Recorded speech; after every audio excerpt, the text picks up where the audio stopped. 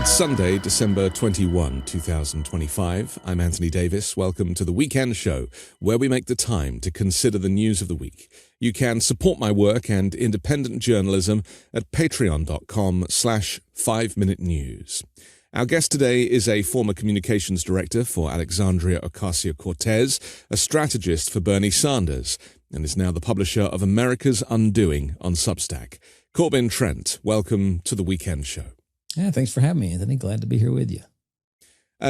Maybe we should start. We're going to talk about the Democrats and what they can and should be doing kind of leading into the midterms in a little while. First, I just want to react and respond to this kind of speech that Donald Trump gave from the, it wasn't quite the Oval Office, but it was certainly one of those address to the nation events that the networks had to carry. He was only given 20 minutes to do it. I think he came in at 18 minutes, but he did speak very fast. It was like a 30-minute speech in 18 minutes, basically wishing people a Merry Christmas, but the preamble to that was that the Democrats ruined everything, the country was a mess, and he has brought it back. Basically, I think somebody counted that there was almost 100 lies just in that solitary speech. The feeling I got is that he's on the back foot now. He knows his approval rating is through the floor. He's getting angry about it. And when he doesn't understand why things aren't kind of going well from the public perception, he doubles down and fires a missile on another boat and then does an angry address from the Oval Office.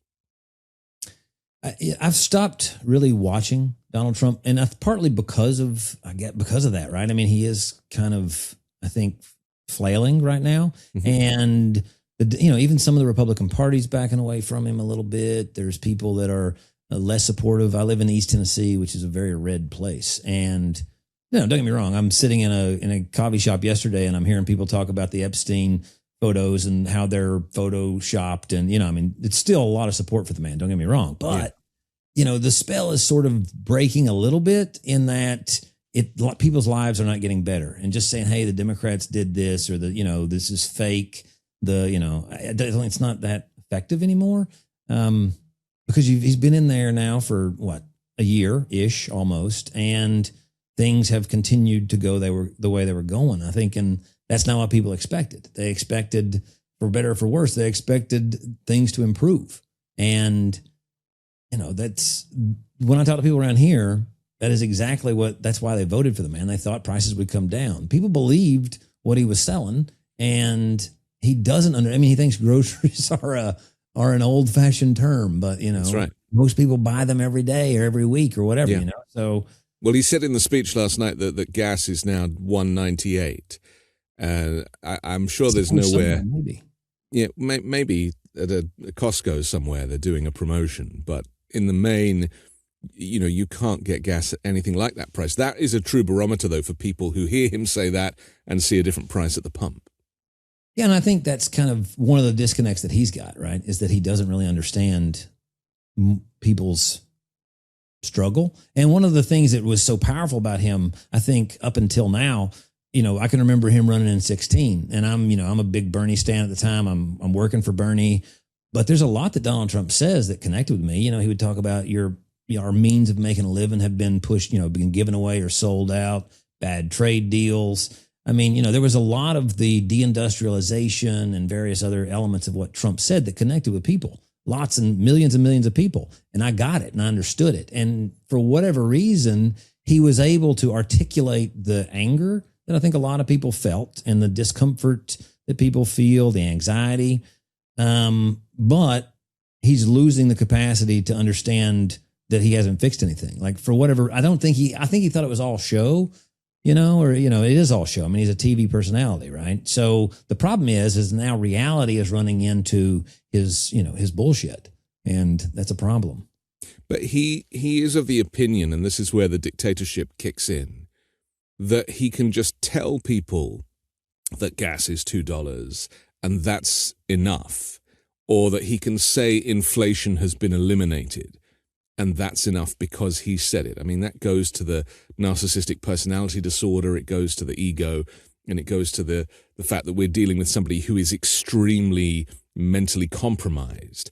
and he is, one of those people that squints and sees the world through their own lens. You're saying that that's going to that's going to come back to bite him imminently. It appears to be. I mean, his polling is falling. His troops are not rallying to his side like they once have. I mean, even with this Rob Reiner thing, that broke through. Like I say, I try not to pay attention to Donald Trump as much as I used to. I'm doing research. I'm writing other things. I'm looking forward. And, that broke through to me. And I sort of have my Trump filter on. So, I just think that it's coming a time when you've got to deliver. And we've lived, I'm 45 years old. Most of my life has been through presidencies and, administrations and Congresses that mostly failed to deliver. And for whatever reason, there was a lot of hope. I think there was hope similarly for Trump as there was for Obama at one point, right? There was this idea, and because I can remember this, I was super excited about Obama. I'd been an Edwards guy, and then pivoted over. I became an Obama guy. And for the first time in my life, I drove to a rally. I'd never been to a political rally. I didn't, don't get me wrong. My family was into politics. They talked about it, but, I voted, occasionally, but I didn't go to rallies. I didn't do debate parties and stuff like that. But I started doing that with Barack Obama, because he was exciting and he sort of captured a lot of the things that I felt were wrong in the country and articulated a direction forward. And then the disappointment that I felt pretty quickly for me, it was after Rahm Emanuel comes in and the Citibank picked cabinet starts getting filled in and the public option dies because of, Lieberman and this and that. There was a real callus that developed for me politically that didn't get broken off until Bernie Sanders ran. And so that's the flip side of hope and, that power that you can gain through inspiring people. And Donald Trump most assuredly inspired people. He used hate and fear sometimes, for sure, but also hope. I mean, I think that's one of the things that people that don't like Trump can't see, is that he was selling hope and opportunity and a different vision. He was selling the idea of bringing, like where I'm from used to be a very industrialized region. High Point, North Carolina made the shit out of furniture. The place where I'm at was doing automotive, and we were the underwear capital of the world in Knoxville, Tennessee. Now that building, I drive by it all the time, and it's just a burnout, empty shell. Yeah. They haven't even built expensive apartments there yet, though I'm sure they will.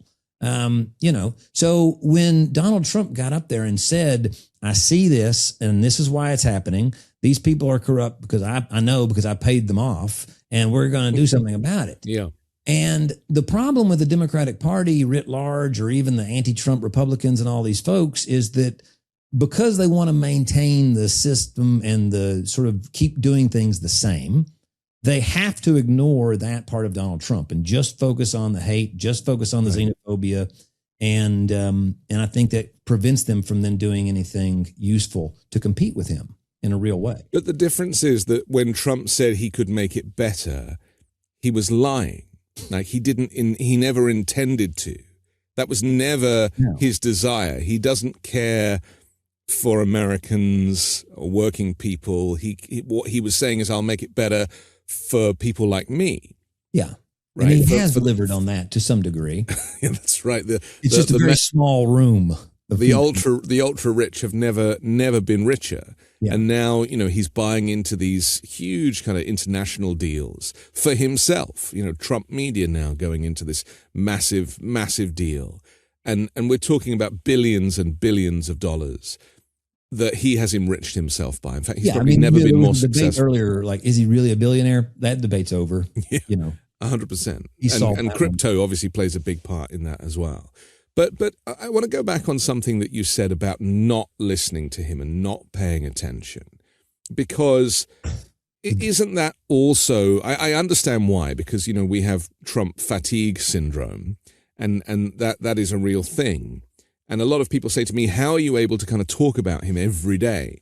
And I never tire of covering him, because I recognize that he is an equal threat to the authoritarians in history that either caused world wars or the death of millions of people. I mean, he is, to me, undoubtedly identical to that. And we're in the early period. We're in Hitler's kind of early rise of the Nazi Party.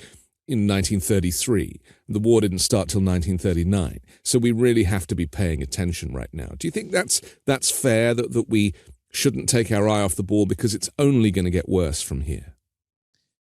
I mean, I could definitely understand. Yeah, I can understand the impulse to do it. I think there are, thank God, Anthony, there are people like you that are willing to do that, right? You do it, so I don't have to. It's the one way I look at it, right? And, but I think more important than let's look at the 30s comparison. And what I'm more focused on is why do we have, Weimar Democrats, right? Why do we have Vichy Democrats? Because yes, you're right. This is sort of, Nazi-esque. This is authoritarian for sure, right? And so far, they've yet to understand that they've got to improve people's lives and build popular support. Because what they could be going into, had they done this, first of all, if they'd done that the first term, I don't think he quite learned how to manipulate the government so easily in the first term. But if he'd taken the lessons of that, and then in this second term, hit the ground running with an FDR style, put money in people's pockets. And I'm talking, 80% and down, the bottom 80.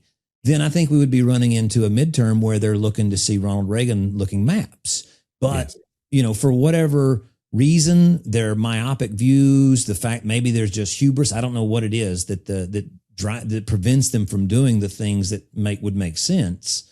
They've not done it. If I were advising the man, I would have said, let's just do Medicare for all and then start building hospitals and you'll be king of the country for the rest of your life. That one element, right? And we can go smash. I mean, they're willing to smash things. They're willing to fire FTC leads. They're willing to violate norms, violate the Constitution, push the boundaries quite far. And you could utilize that power, the Unitarian executive. That theory could be utilized in a very bold way for people. And then you could use whatever you could take that power and do whatever the hell you want to do with it. You don't have to be, a good, kind dictator. Right. But the flaw with that is that the Christian nationalist mindset does not believe in Medicare for all. It thinks that you would be better off giving people the opportunity to pay a lot of money for private healthcare by getting successful through trickle-down economics. They actually think they're doing people a favor. Government buying shares of companies, and yet there we go. He's doing that. There's a lot of things. There's a lot of hypocrisy. Yeah, I think that's one of the most interesting things that I've found about Donald Trump is that he can take these sort of sacred cows of the party, sacred cows of the movement, and then kill them. And bleed them out in the field. That's what did he say? I could shoot somebody on Fifth Avenue. He could shoot a sacred cow on Fifth Avenue in many cases and still get through with it. And if he were doing it and improving lives at the same time, then I think that power would have become even stronger and stronger. Now, your fear and my fear is that even, politically hobbled and without very much popular support, fact is the president of the United States is still a very powerful figure. Like you said, he appears to be pushing us to the limit with Venezuela, right? There are ways in which you can cause disasters to happen and then use those disasters for your own personal power gain. So, I don't think we're necessarily off the hook yet, but just seeing a resistance that can actually provide an alternative, I think is key. And so far, we've got a resistance that's filled with lawyers, a resistance that's filled with bureaucrats, a resistance that's filled with people like Hakeem Jeffries, who couldn't inspire a car salesman to go out and get a customer. I just he is so incapable of delivering a message. He would make me sad if he was giving me money. I think, it's just so. Yeah. It's so like a. Would you ever see? It's like a energy vampire. There was a show I used to watch. Anyway, he just and there's he sucks the air out of the room. Is what you're saying. Yeah, and I think they suck the hope. Like I'm watching, they peaked. It looks like the generic ballot. What was it? 14 plus 14 for Dems back in October, and now we're down to like plus 4 in the on average. And it reminds me of like Kamala Harris or Hillary Clinton running. Like they start out here, and then the more you see them. And the more they talk, the less you like them. And for whatever reason, that is who the Democratic Party feels should be leading them, are people that make that happen with the electorate. How do you feel about the news this week that the Democratic National Committee have decided that they don't want to release the the analysis that they did after Kamala Harris's loss, because obviously they must have done a deep dive and they've done a report, and they did say months ago that they would release this report, and now they're not going to. What are your thoughts on that? I think it's a bizarre decision. I mean, to me, it's one of those things that most voters aren't going to care about it in even the primaries, right? Coming up next year. So it's mostly it's an inside baseball thing. I noticed that the Pod Save guys were irritated that they did it, right? I think John Lovett was talking about it and a couple others. I think the question I have is like, what was the report? Was it the thing that's going to make me mad, which is they just, did it too late. Everything was great. They just made, whatever, that it was the electorate's fault. Or is it that they need to go in a different direction? And that's one of the things that makes me curious. It's like, what is it they don't want to tell us? I assume that it would enrage the base. That's my assumption. That's the reason they're not putting it out, is that the data says that it was a perfect campaign that just had headwinds that were too strong because Biden stuck in it too long, or, you know what I mean? That really no change is necessary. And I can remember that Nancy Pelosi famously said that after the first Trump election, that the Democratic Party was fine as it is. No big changes necessary. Yeah. Stay the course. And my guess is that's what this one says too, because for whatever reason, it seems to be the conclusion they come to every time they circle around and think it through. I feel a bit sorry for Kamala Harris in a way. And it might not be a popular opinion. Don't worry. Well, because, she did get an awful lot of votes. And, we shouldn't. It's the system. It's the Electoral College system, aside from the fact that Elon Musk threw $270 million into the mix towards the end of Trump's campaign. And there was an awful lot of, financial support and incentives for people to vote Republican amongst, all the lies. But just judged on its own merits, you can get into the weeds of whether you like Kamala Harris or not. But an awful lot of people voted for her. And, there were moments, especially at the DNC, where it did feel like something spectacular was actually happening. And I take your word for it. I never felt that way, but I believe that people did. Right. And so, but it wasn't to be.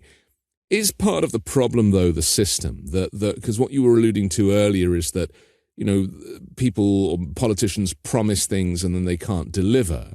But the system with which this two-party system with which both parties are having to operate within is so fundamentally broken. It really does, it falls on the sword of corporate money and lobbying and all of those kind of internal issues that affect both parties.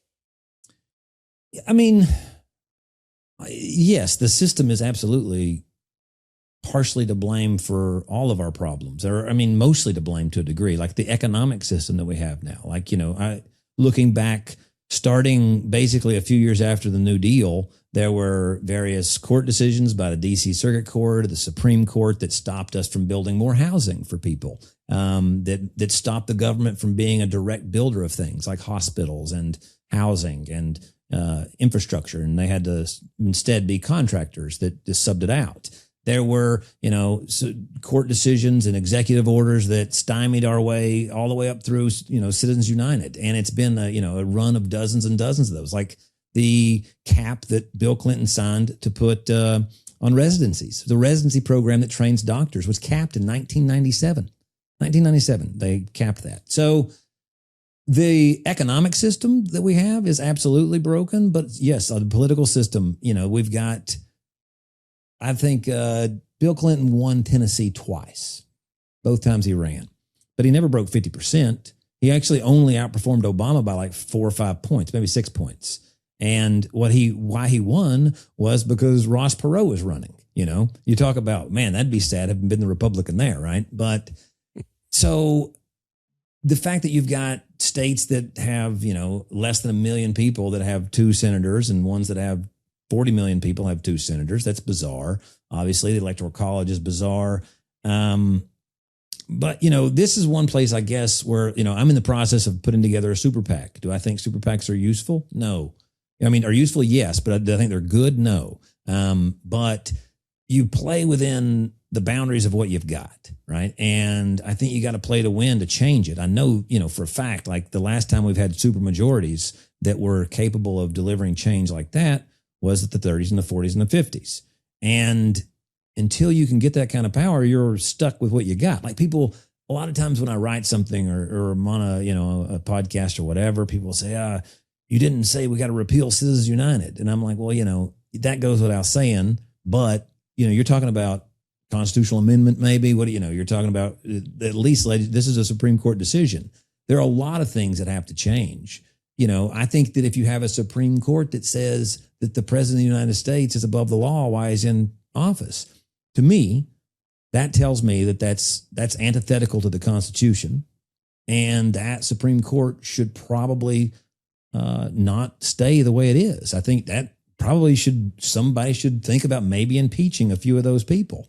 But that kind of change, that kind of willingness to be that disruptive is anathema to people in politics because they're so adjacent to people with power. And if you're in even the top 20%, the idea of that level of disruption, because you don't know where it goes, doesn't feel safe. And if you're living in the top 20, even now, you're living a fairly comfortable life in America. Certainly the top 5-10% are living very comfortably. So I think shaking things up it's hard. It's a very hard thing to do, to get people to take that leap of faith towards something better. But yeah. But why did Biden choose not to be a change maker during his 4 years when he had the ability to do that, when he had control of the majority of branches of government? I mean, there was a lot of talk about eliminating the filibuster or packing the cord, and he didn't kind of step up in that way. Do you see that as a wasted the exact opposite, time? Really. Like he was saying, no, we're not doing that. Yeah. Very similar to what you're getting from Obama now, which is now's not the time. I think they fundamentally, my assumption at least is, based on the results of what they do and what they say, is that they fundamentally believe that the system is more or less functional, that it doesn't need to be torn down. If they believe that it did, like right now you're going to see the Supreme Court decide whether or not you can fire the heads of executive branch departments, right? And I personally think that if a president can't remove the people running big departments in the executive branch, that's sort of a problem. That becomes then an entrenched bureaucracy that you can't change. It doesn't matter how many people you elect, then you've got to you got to have supermajorities in Congress to change, or you've got to at least beat the filibuster at that point, right? So there is a fundamental belief that things are functional, and that's I think Bernie believes that. I think a lot of people believe that it doesn't need a real shaking up. And I think that's one of the things that drew people to Trump, is that they got the sense that he was willing to shake things up. And by God, he is. It's just not for the good of anybody but him and maybe a junior and maybe their spouse. Well, it's the wrong things, isn't it? He's deconstructing the administrative state, which means that there will be no functioning government apart from this kind of unitary government that you alluded to, where he makes all the decisions and there are no departments to carry those out. And then you see the further privatization of all the things. As I look through the last 50, 60 years, what you can see over and over and over is a move from taking state function and making it private function. Whether it's like Tennessee used to have 40% of the hospitals and clinics in Tennessee were owned by the city or the county or, the state or the federal government. And that's who you worked for when you worked there. That's not the case now. Now the case is it's 7% in Tennessee. Across America, it was that way in healthcare. And you see that in the dump, my county landfill where I go and take my trash. That is, guess what? No longer owned and operated by the county. It's owned by somebody in Arizona, and you look at so many of the services that the government used to provide, the government used to be a positive in people's lives, and they've been turned over to corporations, to private interests, and you have less and less accountability that way. I mean, like seeing Elon Musk on track to becoming the world's first trillionaire, and in no small part off government money. whether it's giving him NASA IP, giving him NASA contracts, giving him military contracts. He's building the damn tunnel in Nashville, a couple hours away from me, that he's just, and so it's like, it's all this government money. And instead of us creating good jobs and good services and doing things positive in people's lives, we're instead enriching the elite or some handful of corporations. Yeah. And like, that's the thing. Like I've been, I was reading last week some stuff by Matthew Iglesias and who was it? Bharat Ramamurthy. He used to be, I guess, the National Economic Advisor. And both of them are talking about how we don't have enough money. We've got this deficit problem. We've got to scale things back, right? And they're talking about 2028, 2029, what the next Democratic administration will do. And looking at nothing but healthcare. Healthcare alone is going to cost us like $5.4 trillion last year. 1 year. 1 year. And that's more than double. That's almost triple what Italy paid per capita. Right.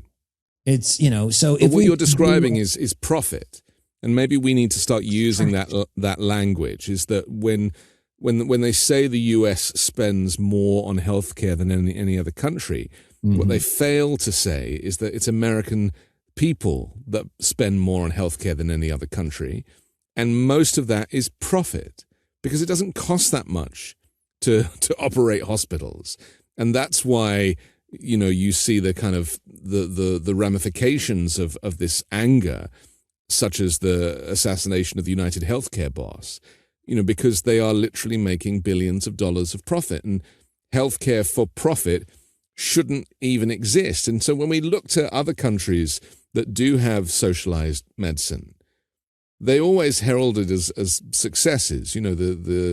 These Scandinavian countries, for example, that have a little higher taxation but provide services for everybody. But yet here it just will never happen because it's almost like capitalism has gone too far. I mean, I don't know that that's true. I mean, the thing is, people think about taxes, right? And you hear the word, and that's what they'll always say. A lot of the questions we got when I was with Alexandria were, how are you going to pay for it? How are you going to pay for it? Yeah. Well, the thing is, it's not how are you going to pay for, a system where the government's back into building hospitals and training more doctors and nurses. And that it's really not about how you're going to pay for it because we're already paying for it. If we could get just the administration of healthcare to the cost of, say, Japan, which is 5% instead of 30%, that saves you, I don't know, $2.5 trillion a year. So what are you going to do with all the extra liquidity is the question. Where are you going to flow all that money back to? The idea that we're, taxed less than Scandinavian countries, the only way you can think that is if you ignore the deficits that we run, if you ignore all the debt that people have personally, all the corporate debt and all the national debt that we have. Right. If you started actually paying for stuff that we're using, you would find that you've got the most expensive and one of the crappiest healthcare systems in the world. We're like in the, I think we're 33 in life expectancy, 34 in infant mortality rate, 32 in maternal mortality rate, obesity's high. I mean, it's like we're paying Ferrari prices and we're driving a Yugo. It's right. And then the crazy thing is the guys that we're paying are driving Ferraris, And also one of the highest causes of death in the US is medical malpractice. And that also doesn't really sit with the fact that the US spends more on healthcare than any other country. But this is why we have to keep using the profit word, I think, to remind people that so much of this, I mean, insulin is always a good barometer, isn't it? A little bit like gas prices and how much does insulin cost in the US versus how much it costs in other countries. And it is literally 20 times the price in the US. And that obviously is something that it's all profit. It doesn't cost more to make. It's just paying for those Ferraris for those executives, as you said. And certain things, like if you wanted to go, what I suggested early on when I was working on the Hill was that we start promoting like the NHS style American system, right? Actually just go full NHS, total government ownership, total, do the thing.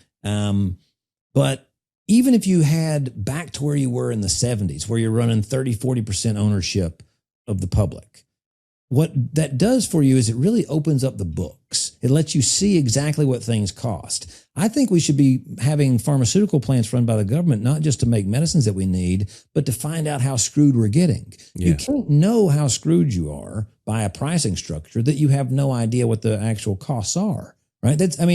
Tesla and these other car companies do that when they're paying for something from a vendor and they think it's a little high. They'll make prototypes. They'll really figure out what should this actually cost, right? And then they won't pay any more than that. They'll say, okay, that plus 15%, you're done, right?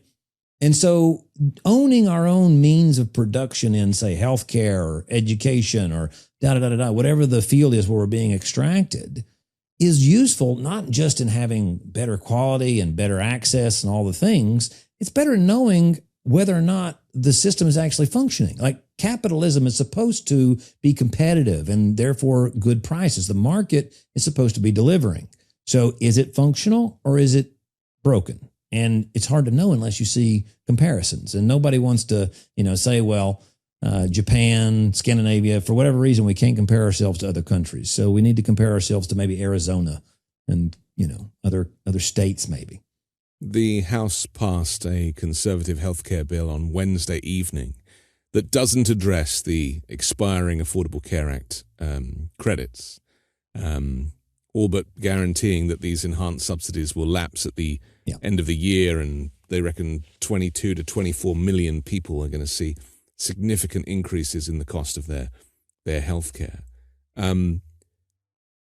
How do Americans weather this? Because obviously the Democrats don't hold any power in this short term.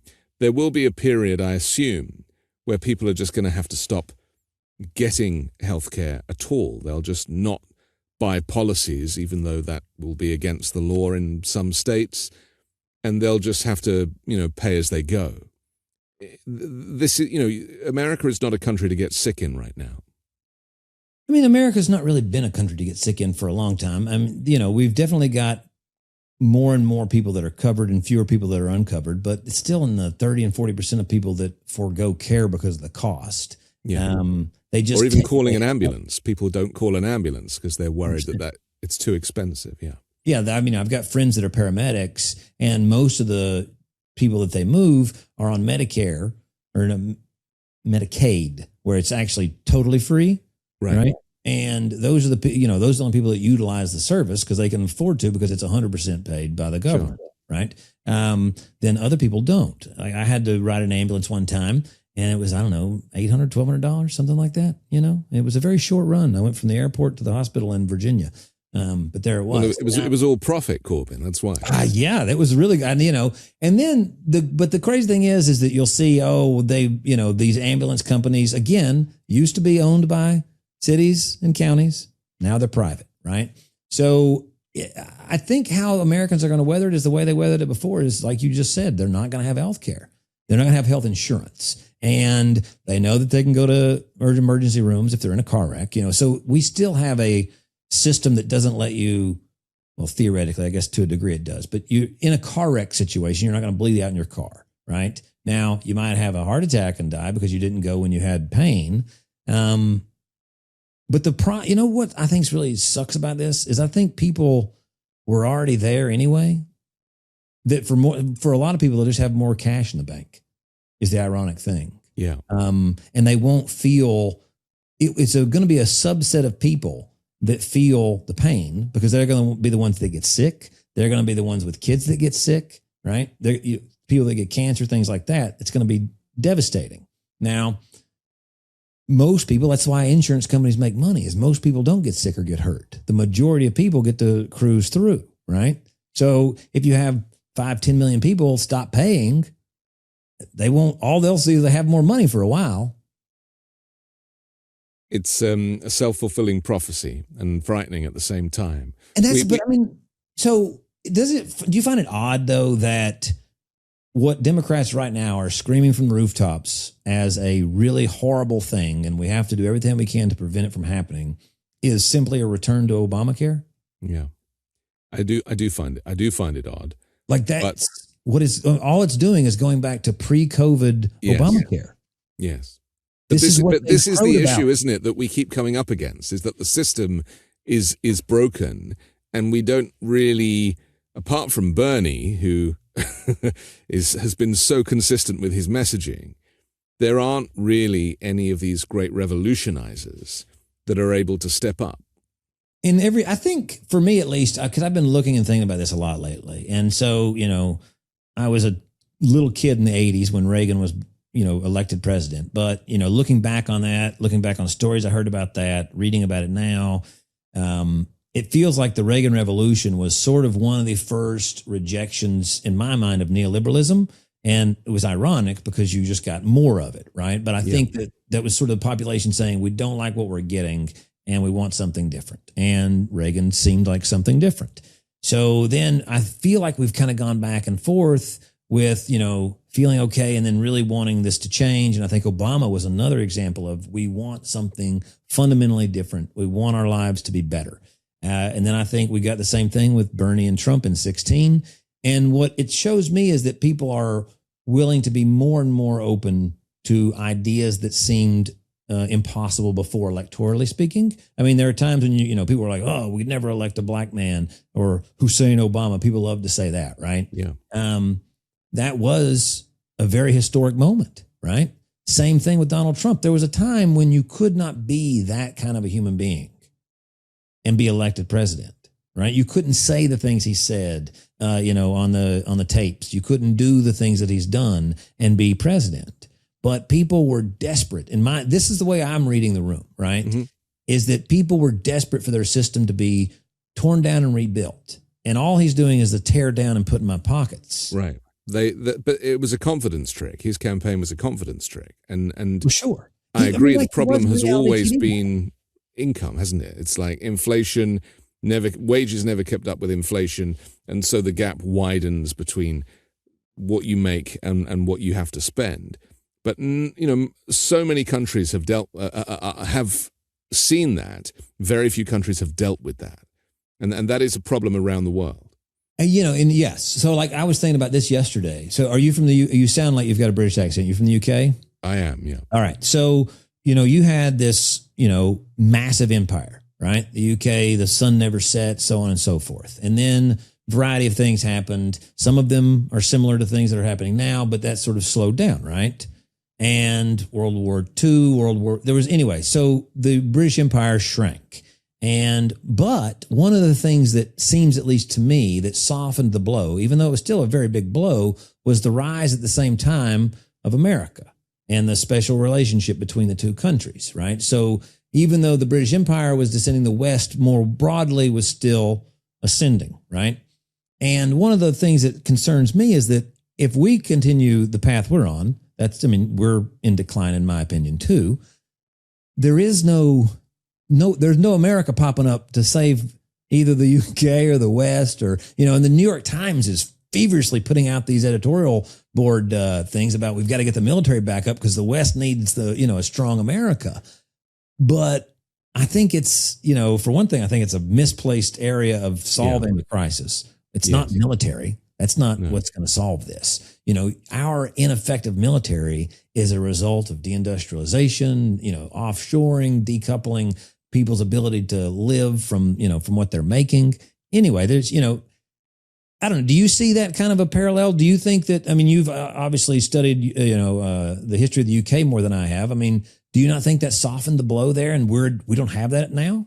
I think it wasn't just for the UK, it was the whole of Europe. And that's why we're having to see Europe now scramble to invest in their military, because after J.D. Vance's speech at the Munich Security Conference, there is no support for European nations and the UK with this regime in the US. But it's the economies of many nations, the UK especially post Brexit, are through the floor, and there isn't the growth there, and that's why the UK was having to brown-nose Trump and invite him for a state visit and try and get a trade deal, because they screwed their relationship with the Europeans after the Brexit vote. So it is a mess, but as I see it, the US is seeking to pivot away from its former allies, realign with Russia, realign with North Korea and our former adversaries to create a whole new world order. And it's not like this is a fear of mine. This has already happened. It's underway. And so this is why Europe and Canada, interestingly, you notice that Canada is kind of forming military alliances with Europe. The world just looks so different just in the last year to how it did just 13 months ago. I never thought I'd see this in my lifetime. Change left. Right? I mean, this is not going to end. It doesn't really matter, because probably what you're headed towards in a midterm, hopefully at least, is the Democrats take the House back. But what you see is that you've got a presidency and an administration, and certainly a Supreme Court that's willing to empower them, that you don't really know what they're going to do. You don't know how far they're going to go. And, I've just, like I say, I've not been impressed with the Democrats' ability to motivate people, to inspire hope, to inspire a different vision, and say, no, we're not, going to align ourselves with other dictators and despots and so on and so forth. They've been silent, effectively. I mean, I refer to it as a leadership vacuum, but isn't that the problem with having this system of governance, this republic, rather than a parliamentary system, whereby people only step up to start campaigning in an election cycle? And so there is this gap right now that needs to be filled. Listen, we need to take a break, but I want to talk more about this because it's very interesting about where the Democrats need to position themselves and how. Yeah. We'll do that next here on The Weekend Show. Last-minute shopping during the holidays is the worst. You're probably running out of ideas of what to buy, the stores are packed, and forget about finding parking. Aura Frames is the best last-minute solution with a gift that feels thoughtful and personal. I typically struggle with ideas for what to buy my family, so I tend to put it off because I want to get them something special, something memorable, and Aura Frames, in my opinion, is the best gift for that. Aura Frames lets you share photos or video from any device, and they will instantly appear on the frame, wherever it is in the world. It can be your office or your home, even someone else's home across the country or world, wherever you want to share it. Aura displays the photos in true color, automatically adjusts for the light level in the room, and at night when you turn out the lights, your frame also turns off to save energy and let you sleep. And speaking of time, it only takes about 2 minutes to set up a frame using the Aura app. Just download the app, connect to Wi-Fi, preload your photos before it ships, and keep adding from anywhere, anytime.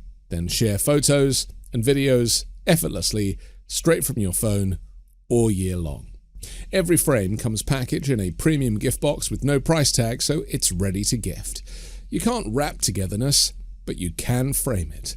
For a limited time, save on the perfect gift by visiting auraframes.com to get $35 off Aura's best-selling Carver matte frames, named #1 by Wirecutter, by using promo code WEEKEND at checkout. That's AURA frames.com, promo code WEEKEND. This deal is exclusive to listeners and frames sell out fast, so order yours now to get it in time for the holidays. Support the show by mentioning us at checkout. Terms and conditions apply. When you start a podcast, it seems like you have to figure it out all by yourself. Scripts, setup, filming schedule, logos. It can be super overwhelming, and every day seems to introduce a new decision that needs an answer. When you're starting off with something new, it seems like your to-do list keeps growing every day with new tasks, and that list can start to begin to overrun your life. So finding the right tool that not only helps you out, but simplifies everything can be such a game changer. And for millions of businesses, that tool is Shopify. Shopify is the e-commerce platform behind millions of businesses around the world, and 10% of all e-commerce in the US, from household names like Mattel and Gymshark to brands just getting started. You can get started with your own design studio with hundreds of ready-to-use templates. Shopify helps you build a beautiful online store to match your brand's style. Accelerate your content creation. Shopify is packed with helpful AI tools that write product descriptions, page headlines, and even enhance your product photography. Get the word out like you have a marketing team behind you. Easily create email and social media campaigns wherever your customers are scrolling or strolling. And best yet, Shopify is your commerce expert with world-class expertise in everything from managing inventory to international shipping to processing returns and beyond. If you're ready to sell, you're ready for Shopify. Turn your big business idea into with Shopify on your side. Sign up for your $1 per month trial and start selling today at shopify.com/weekend. Go to shopify.com/weekend. Shopify.com/weekend. We're back on the Weekend Show with Corbin Trent. I'm Anthony Davis. Just ahead of the break, we were talking about this leadership vacuum in the Democrats, and you expressed your frustrations. I've been saying the phrase "Bernie was right" quite a lot recently. He is somebody you worked with him as a strategist. Just explain about how that came about, but also if it's possible for the U.S. to even get close to some of the policies and the thinking of Bernie Sanders, who to me is a moderate. In Europe, we don't see any of that as left or far left. It's still pretty moderate stuff. It's only in the U.S. that it's thought of as radical. I actually do think that these policies, whether it's, I think that they need to be attacked the right way or phrased the right way or promoted the right way. I think Bernie was a great vehicle. I think of movements and ideology and changes and shifting ideology in sort of like multi-stage rockets, right? And I think Bernie Sanders was this massive booster that got us, out of the atmosphere maybe. But now it's time, we've got to steer the ship a little bit, and it's a different vehicle. Because as much as I love the idea of Medicare for all, say for one example, what we don't have in America right now is the supply of medicine, the supply of doctors, we've seen actually a consolidation of closure of clinics, closure of hospitals in rural areas, inner city. There was one big closure that just happened in Oregon, in Ashland. I wrote a piece on that at americasundoing.com. But, so it's not just a pay for it. We've confused the idea too much that we can buy our way out of this mess, but there are supply constraints on all of these fundamentals that people are struggling to afford. And if you gave them more money, or if the government paid for it, then the horror stories of, massive wait lines would happen, because we're already waiting. I chopped my little pinky off, a year and a half ago, and I had to wait for 8 hours to get it sewn back on, It's not, that was an unusual thing. It's not the average for emergency rooms in the U.S., but that was my particular experience. And so if all 330 million of us had access to healthcare with no barriers to entry in terms of costs, then you would see the system buckle, because even through COVID, you almost saw it buckle, right? Because the use went up. And fundamentally, we do not have a system that's capable of providing healthcare to every American. Yeah. Well, it's like gym memberships, isn't it? If everybody showed up at the gym, there'd be no running machines. Right. Or housing. We don't have enough housing. Yeah. We don't have enough transit. So the thing I think that we've got the way we get America to get excited about some of these ideas and get excited about them coming together and doing things as communities again, is to talk about the building, how it's going to impact your life in a positive way. Like, whether I can remember we're pushing Green New Deal back in 2019, 20 maybe. And I was listening to Chris Hayes, who's got a show on MSNBC. We're doing a town hall there. And he fundamentally believed, and probably still believes, that to solve the climate crisis, humans have to essentially drop their consumption and become very poor in some way, shape, or form when it comes to our comforts or our access to things.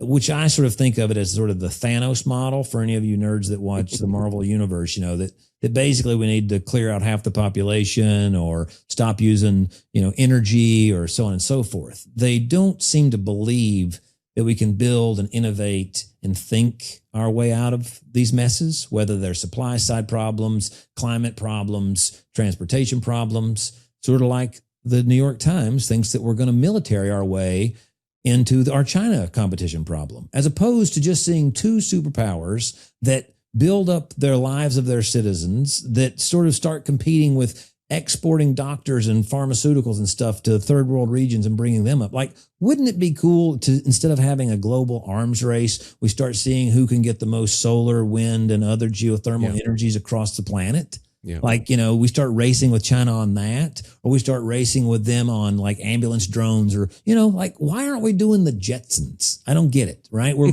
racing towards the Flintstones, and it's batshit crazy to me. So I do think that it's possible for America to get excited. We got excited in the 30s. My entire region was built by the Rural Electrification Act, TVA Dam, the Interstate Highway.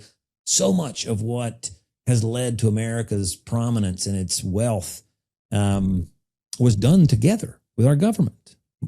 So no, I think we're capable of it. Meanwhile, Trump is currently shutting down. You keep reminding me of that guy. The solar projects and the wind projects that were actually going to bring tens of thousands of jobs to cities like yours. It's because he's a bird lover, and the windmills. That's right, the windmills. Yeah, I mean that's the sad part of this story. I mean, I've said several times before that I would have employed the Defense Production Act to put everybody to work, to build a green energy infrastructure to rival the best in the world. And, Trump lies about China and says, they build these wind turbines, but they don't use them. It's completely untrue. There is more use of wind and solar energy in China than anywhere else on the planet. And in fact, the entire US could be powered by wind and solar quite easily. Even Elon Musk has admitted that. But again, we fall back to the fossil fuel lobby and to the profit kind of motive for so many wealthy people here. And the other thing you fall back on is the effort, because there are a lot of challenges that are going to have to be fixed, right? So you're going to have to use like either defense powers, or you're going to have to use emergency powers to get through siting and permitting to just put up the lines, right? I was looking at how many miles of high voltage power lines we're running versus China. And interestingly, China is not running high voltage. They're running ultra high voltage, right? We're running high voltage mostly. And we've got projects that are taking 16 years to do 150 miles, and they're doing that in a day in some cases. So the effort that's going to be required to get, we're like this sedentary old man that's sat on the couch for the last 50 years, right? We were like great in college. We were the star quarterbacks, and we just sat around eating Doritos. And we could get back. Like, we've still got the core. We've still got the strength. It's still in there, but it's going to take effort. We're going to have to get through this inertia that we've caused ourselves. And we've got to relearn how to actually build and deliver. Like I was talking earlier about passing a $1.2 trillion infrastructure package. And that should be enough to rebuild the entire interstate highway system. Even by inflation standards, it cost us around $300 billion in 35 years to do the whole damn thing. 41,000 miles of interstate highway in 35 years at $300 billion. And I had to replace the rims on my car the other day because I run into so many potholes, So I do believe that it's possible, but we've got to, start somewhere. And, you say you're seeing Trump pull back. I saw the same thing in Tennessee when they did the fiber rollout in Chattanooga, and then where I'm from in Morristown. Well, guess what AT&T did? They went in and ran this whole big media campaign to stop it. And they were able to more or less block any more additional municipal fiber lines. So the profit motive plus the effort involved for business and policy. If you can make more money doing stock buybacks instead of having to, build things, come on. I mean, a lot of this is cultural, isn't it? Americans have been told they're living in the greatest country in the world for so many decades now that it almost makes you take your eye off the ball. And anybody who critiques the country is accused of being unpatriotic or hating America. When you look to the countries that are the most advanced and are the most successful, they have been filled with people thinking about how to improve it all the time rather than fighting fires. And so I suppose the US has become its own worst enemy in a way, because under the current administration, none of this stuff that you describe is going to happen. If anything, it's going to be reversed to the point that, that it's almost like they're actively trying to have people die to reduce the population of the poor by removing services, children's cancer care, for example, and research. It's just all being shut down. Yeah. And it's very difficult to get your head around it, not least the closure of US AID, this kind of soft power around the world, which potentially will mean the death of tens of millions of people. So it is dark times. It's undoubtedly a coup from the inside. It's the rise of a kind of neo-Nazi regime just dressed up as, in gold spray. Let's talk about the Democrats now. Because as I see it, the Democrats had put a lot of eggs in the Epstein files basket. They were hoping that this release of the Epstein files might be the thing that brings down the Donald Trump government. And this week, the deadline came and went for the release of the files, and not all the files were released. And now Chuck Schumer's saying we're going to, take every legal action possible. Well, of course, I assume he'll write a letter. Has he said he's going to write a letter? He will be writing a firm letter, and maybe standing on the steps shouting, "We will win." So we've got that to look forward to. Yeah, but what do you feel about that strategy that the Epstein files was the Democrats' kind of big kind of moment to expose Trump and his cronies as being complicit with this child sex trafficking ring, and that was going to be enough to kind of get them back into power? I mean, I think it's like everything they do that every time they say this will be the thing that brings him down, right? They continuously are waiting on the collapse to happen, right? Like naturally. And that's one of the, you could broaden that assessment out to like they feel like the economy is going to work its way that way. Like if they just put a little bit of money in front of it, or a lot of money, even, that it'll fix itself, that our politics will fix itself, that Donald Trump will collapse on his own weight, that the voters will wake up, that the Republican Party. Right. I remember Chuck Schumer saying that eventually the Republican Party will come to its senses and they will reject Trumpism, and they was talking about other senators and stuff. And so they've just, the Democratic leadership, and to a degree, I guess even the rank and file in the House and the Senate have got this idea that they can just wait it out and then they'll get power back. And to a degree, I think they're right. They can probably wait it out and get a little bit of power. But the question is, what happens to the country in the meantime, A? And then B, Gavin Newsom's out there explicitly saying he's not sure there will be an election in 2028. Now, I assume it's a little bit hyperbolic on his side, but, it's, who knows, right? That's the interesting thing with this administration. Who knows? And they, but they don't act like it. I can remember, so Donald Trump is being impeached. I don't know, I think it's the first time.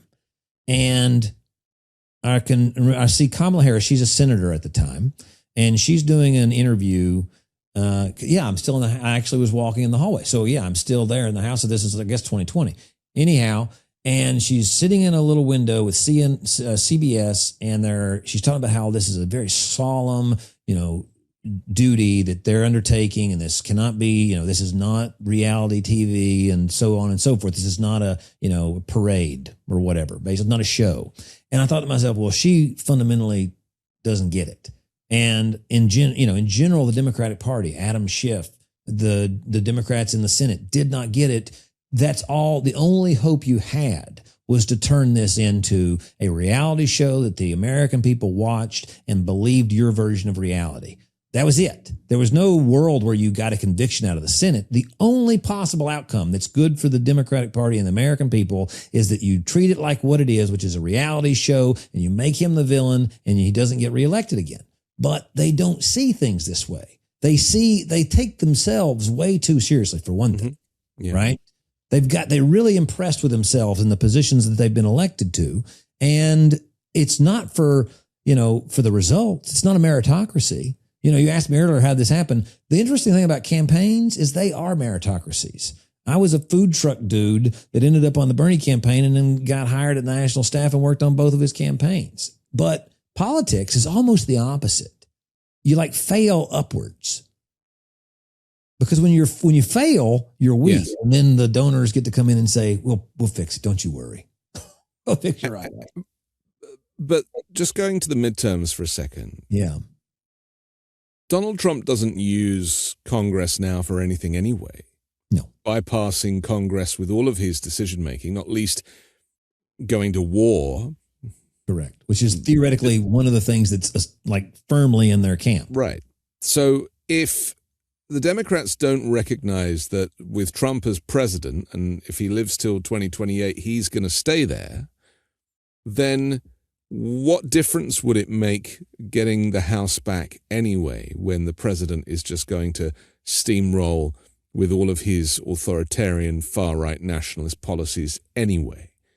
And so they almost need to change the rules of engagement in this moment.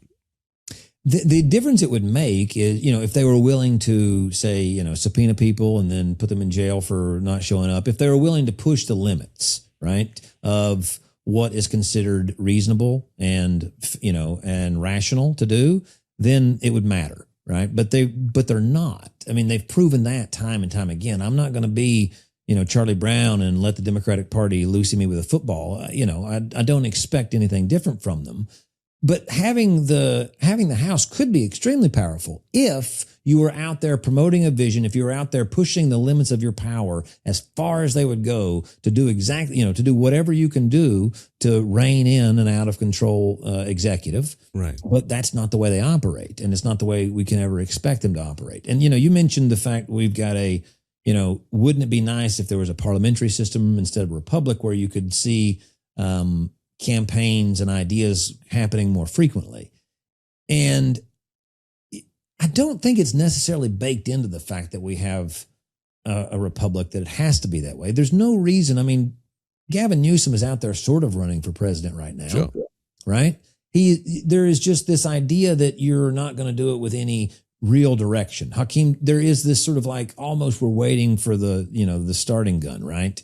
I don't think that's required. It's not necessary. I mean, maybe people get sick of a 5-year campaign, but Donald Trump was running his campaign almost the entire time he was out of office. 100%. And that was helpful for him. There's no doubt. Project 2025 or whatever it was, or that all came together while he was out of office. Like he was out there criticizing the president. He was out there doing, it's not a requirement of the system. It's a problem with the Democratic Party that we currently have, that they're not willing to take on norms even, like let alone some weird rule like the parliamentarian. Guys, we would have done it, but the parliamentarian, so we can't. Sorry. But there is this, because it takes so much money to be raised to run a campaign, I suppose that's what holds candidates back, because they don't want to peak too soon. They don't want to waste the money. I mean, Kamala Harris had raised $1 billion, allegedly. That big money in politics is probably preventing people from stepping up. And, we don't have that in a parliamentary system. You don't need finance to run your campaign. It's all kind of covered. And yet that system in the UK is probably about to be broken with Elon Musk funding Nigel Farage, who is the far-right candidate. And he's currently polling in the lead right now. It is a terrifying thought that Trump is seeking to kind of spread this pox throughout Europe. And if that aren't echoes of the rise of the Nazi party, then I don't know what is. And so waking up to that, all over Europe. Yes. Right. So waking up to that suggests to me that I think Newsom has woken up to it, which is partly why he is so vocal. But we have Kamala Harris going, I might run. I'm not going to be California governor. But I'm not finished yet. And all these kind of little hints. And then you have people like AOC who are just doing the work day in, day out, who are, through a very kind of focused effort and energy, What is the likelihood that those candidates, people like Jasmine Crockett and AOC, who have become stars in their own right because they're doing the work and they're pushing back and they're bringing the receipts, what is the likelihood that those types of candidates are actually going to be the future leadership for the Democratic Party? I mean, I think they're pretty good. I mean, I think it's, Zoran and people adjacent to that ideology. I think, unless the maxim's true and that we're, all socialists when we're young and then we're, capitalists, unless, it's literally just the age range and it's not the ideology. Right. But, tracking people, it seems to be that ideologically we're changing a little bit. Yeah. Zoran wasn't born in the US, unfortunately, so he doesn't qualify. Huh? Zoran wasn't born in the US, so he doesn't qualify, unfortunately. He definitely qualifies to be a leader of the party, though. Right. Right. And he definitely qualifies to be leading the ideological direction, the spiritual direction, the policy ideas that are going to be coming out of it. And I hope, that we see more of this attacking, you talk about the system. I think a lot of times you're meaning the electoral system. And the one that I'm focused on changing, I guess, mostly is the economic system. I think capitalism is it's like the engine of capitalism is seized. It's completely seized in America and much of the West.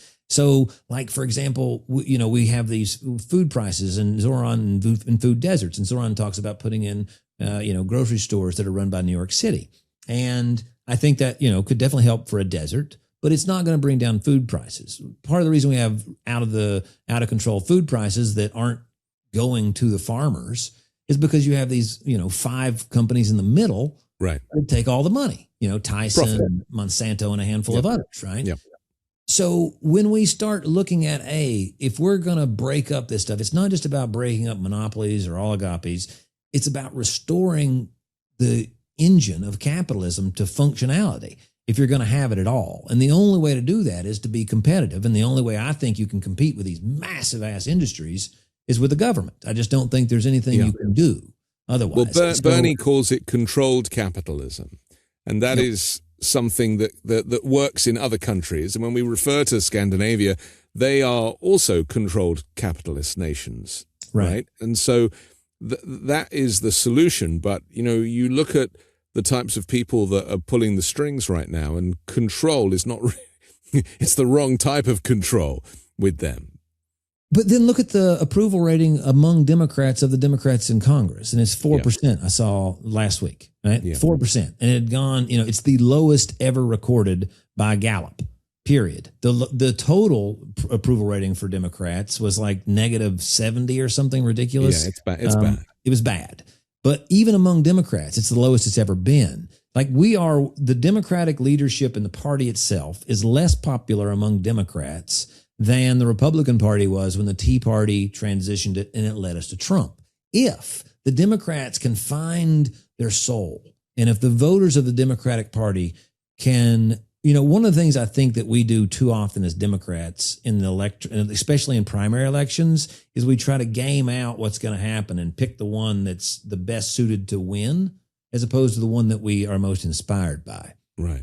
And if we can suppress that urge to try to be, Steve Kornacki, and just let him be him, and we'll be voters, and let's go with what we're led by, what we believe in, then I think the Democratic Party has a chance to be different, become more inspiring, become more of an opposition party through ideology, not just mechanisms. Like the courts, all this stuff is great, but we've got to win back the hearts and the minds and the spirit of the American people and the American electorate, or it's for naught anyway.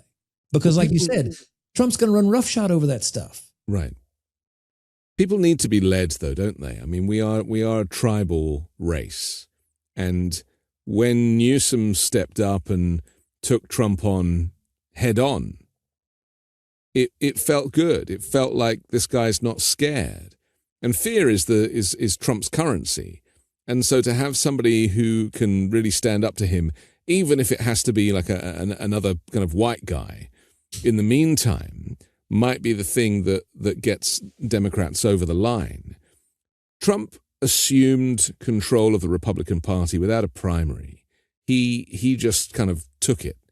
And effectively rewrote the rules. You know, we don't have any Republican Congress people standing up to Donald Trump. So they are now all complicit. Is there room for that now, for there to be a kind of de facto, not even interim leader, but just somebody who leads the charge? We've mentioned Newsom, but who else do you think has the chops to step up, even outside of an election cycle, just to give Democrats a sense that there is somebody looking out for them? You know, there are people that are inspiring. I think Ro Khanna is very inspiring. I think Alexandria is very inspiring. What I'm keeping my eyes peeled for is somebody like Cory Booker is saying that the Democratic Party needs to have a hard conversation. They need to have a tough conversation. Kamala Harris, in her last speech that I saw, was saying that both parties failed. Both parties have sort of, overseen this problem and so on and so on. But what they don't do is they never get specific. They never say, therefore, Hakeem Jeffries should not probably be the next Speaker of the House. Right. And we don't think, Chuck Schumer should be leading the minority in the Senate, or we need to go after this system, or we need to repeal the Fair Claw Act, or because it prevents us from building public housing, or like there is no direct attack on any individuals that have made it. It's more this just broad idea, right? Then when it comes down to primaries, most of these Democrats get very scared, and the idea of unity then becomes, paramount. What's funny is in some election cycles, many years, there's more turnover in European monarchy than there is in incumbents in America. So there's this idea of protecting incumbents. And when I see somebody in the Democratic Party that's willing to step up, run, say, I would like to be president, but whether I am or not, I'm endorsing these 35 people that are running in primaries against Democrats because the party needs to be different. Like they're saying the words, the Democratic Party needs to change. But the party is just the people that make up the party. So if you don't have the courage to then try to replace some of the people in it, you're just full of shit. So let me run something by you, which might seem radical, but it's something I've been thinking about for a while. For the Democrats to kind of break with convention. And because we are, in the midst of a civil war, nobody really wants to say it like that, but, it's a combination of a coup and a civil war. And if you're an undocumented immigrant, or even a documented one, or even a citizen who really cares, it certainly feels like a civil war right now. So what about having a kind of Avengers-style group who step up, all of the best governors, all of the best mayors, people who can stand shoulder to shoulder and say, we are a new leadership for the Democratic Party. There isn't one person. We have a range of views, and that they give press conferences every week as a group, and they call out Donald Trump's illegal behavior every week. And it's completely defies convention of how American politics plays out, but these are not normal times. Yeah. Do you think there's room for that? I think that, I mean, I was working on an idea for a little while called Candidates United, and it's very much like that, except I also think that you need, instead of just calling out the tragedies that are being, and the crimes and all the various other things that are obviously important to call out, but you also talk about how you would be doing things differently, right? And then you can prove that you're willing to reject the status quo of the Democratic Party by endorsing people in primaries against other Democrats. There's no other way to show that you're actually wanting the Democratic Party to be different. Like if you're, if you really think the Democratic Party should be different, then you've got to find some of the people that are causing it to be this way and say, these are our barriers. But, we're willing to call out Donald Trump. We need to replace him. And they'll be able to do that with some Republicans, right? But even they'll often say things like, we need a strong Republican Party. No, I want a teeny weeny, itsy bitsy Republican Party like we had in 1938, 1940, that's just barely, like they have barely any offices at all. They're in closets, because I want our party to be doing so well for the American people that they wouldn't even consider voting for the nuts. Right? I want to relegate them basically, who was it? Grover Norquist said that he wants the government to be small enough to drown in the bathtub. I think that's the way the Republican Party should be. I want them small enough to drown them in a bathtub. And, the idea of conservatives, I mean, obviously, the way in which we do healthcare is not conservative. It's one of the most wasteful things I've ever seen. The same thing can be said with our energy. The same thing can be said with our infrastructure. There's nothing conservative about it. So, yeah, I think seeing people stand up together, united for a different future would be extremely inspiring, and it would motivate the American people in a way that they haven't seen in a long time. Because currently the Republicans... Put it together, Anthony. The Republicans are doing a version of that. Trump has Pam Bondi to one side, so he has control of the judiciary through her. And then on the other side, with Pete Hegseth, he has the military on side. He's created this kind of group of weirdos and crazies who are all prepared to do his bidding. Nobody will stand up to him. They are all speaking with one voice. And because there are a lot of them, it does feel like that they have this kind of grasp on power.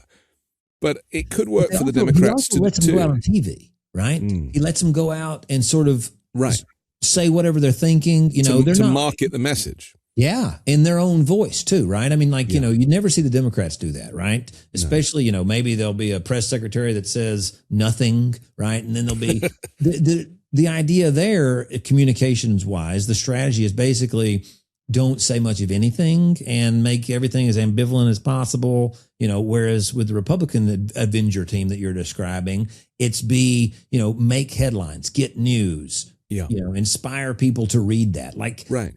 And do crazy stunts as well. What is it? Some sort of games that he's going to be doing now? That's right. Hunger Games. It is the Hunger Games, yeah.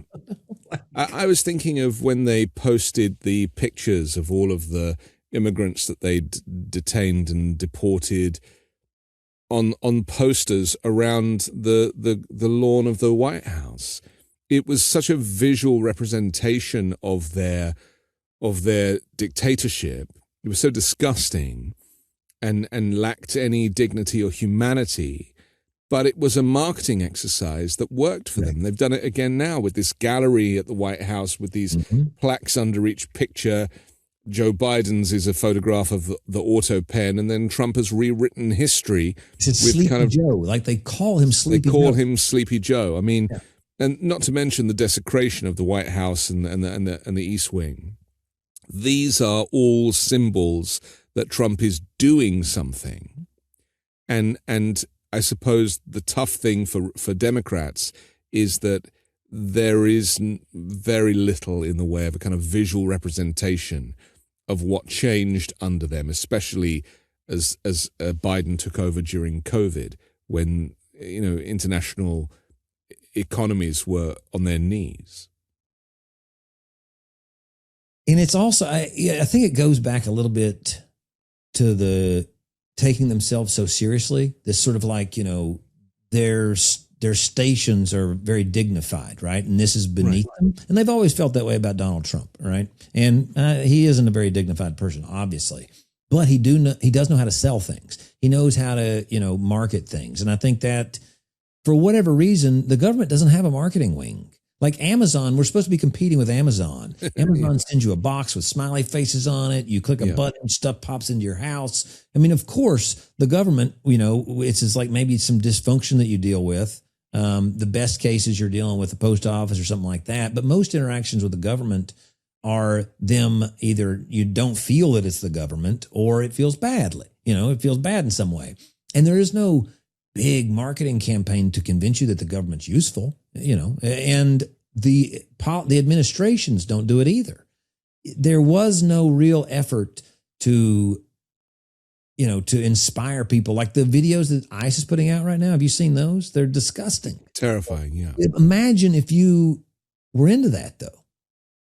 Right? How, people like UFC, people like whatever, it's not. Well, a lot of people are into that. They're actually celebrating a lot of this stuff. And it's only those of us who hopefully are on the right side of history who have empathy for the tragedy and for the people who are suffering at the hands of this Trump regime.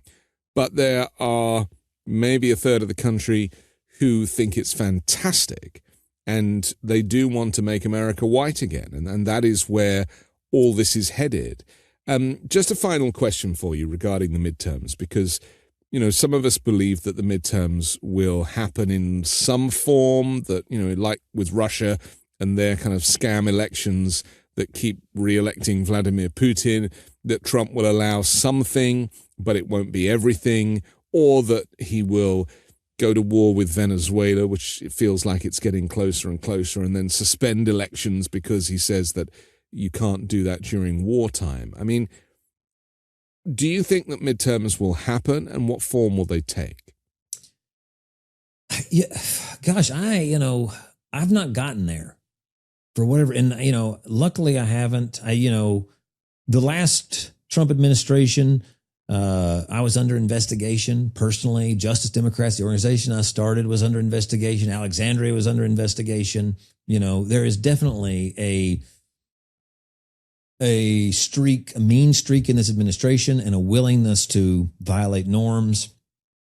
But I just don't think they have the popular support right now to get by with that. And I believe that you would see, we saw No Kings even, right? That protest, or that, that put millions of people out into the street.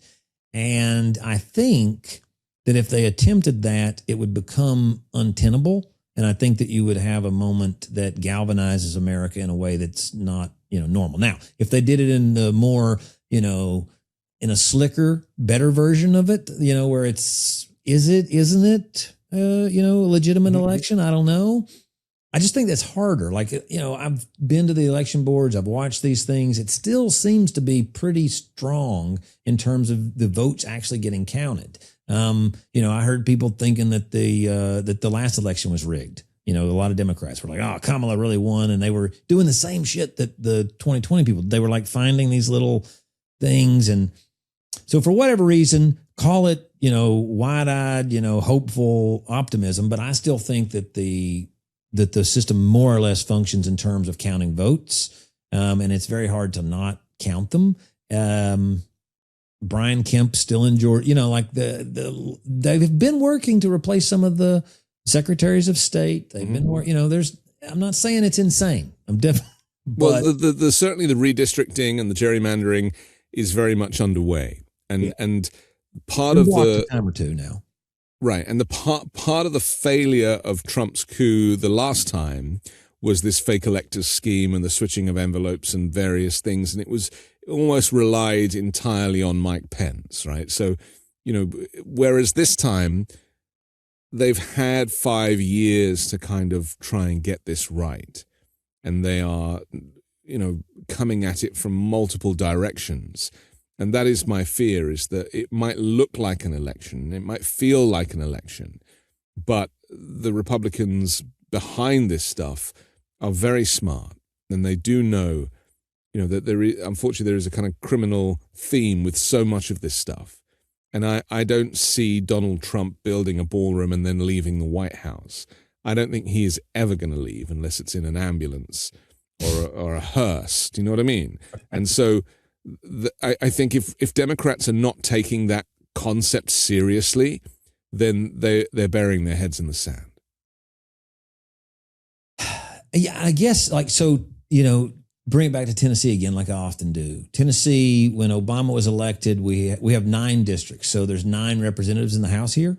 5 of them, when Obama was elected, were Democratic seats. And that was the case until 2010. Then we got redistricted, and also just was a red wave.